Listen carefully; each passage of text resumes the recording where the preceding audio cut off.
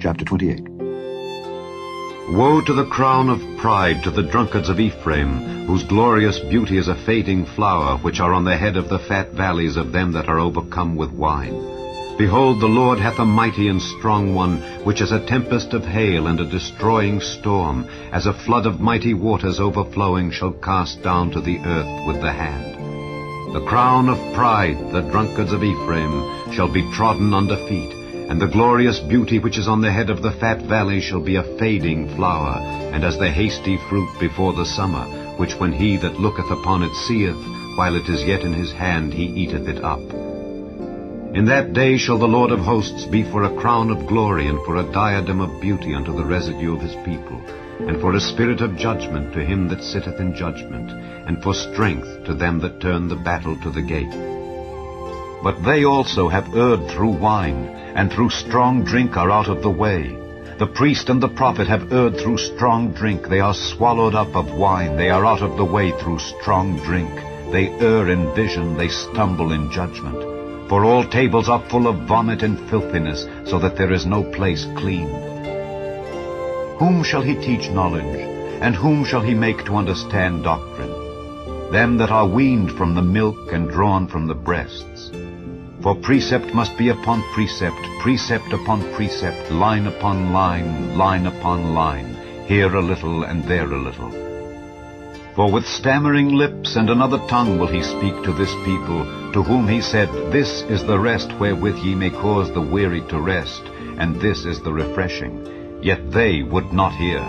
But the word of the Lord was unto them precept upon precept, precept upon precept, line upon line, line upon line, here a little and there a little, that they might go and fall backward, and be broken and snared and taken. Wherefore hear the word of the Lord, ye scornful men that rule this people which is in Jerusalem. Because ye have said, We have made a covenant with death, and with hell are we at agreement, when the overflowing scourge shall pass through, it shall not come unto us, for we have made lies our refuge, and under falsehood have we hid ourselves. Therefore thus saith the Lord God, Behold, I lay in Zion for a foundation a stone, a tried stone, a precious cornerstone, a sure foundation. He that believeth shall not make haste. Judgment also will I lay to the line, and righteousness to the plummet. And the hail shall sweep away the refuge of lies, and the waters shall overflow the hiding place. And your covenant with death shall be disannulled, and your agreement with hell shall not stand. When the overflowing scourge shall pass through, then ye shall be trodden down by it.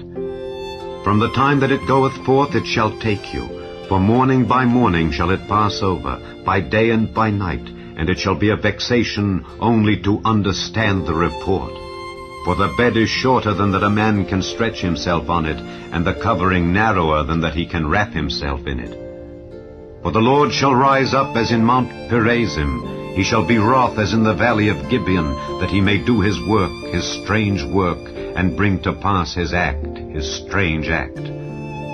Now therefore be ye not mockers, lest your bands be made strong. For I have heard from the Lord God of hosts a consumption, even determined upon the whole earth. Give ye ear and hear my voice, hearken and hear my speech. Doth the plowman plow all day to sow? Doth he open and break the clods of his ground?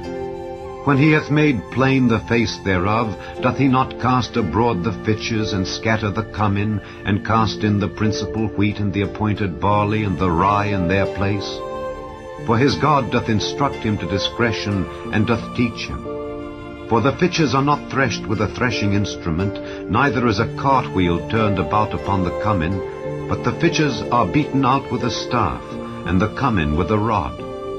Bread corn is bruised, because he will not ever be threshing it, nor break it with the wheel of his cart, nor bruise it with his horsemen. This also cometh forth from the Lord of hosts, which is wonderful in counsel, and excellent in working.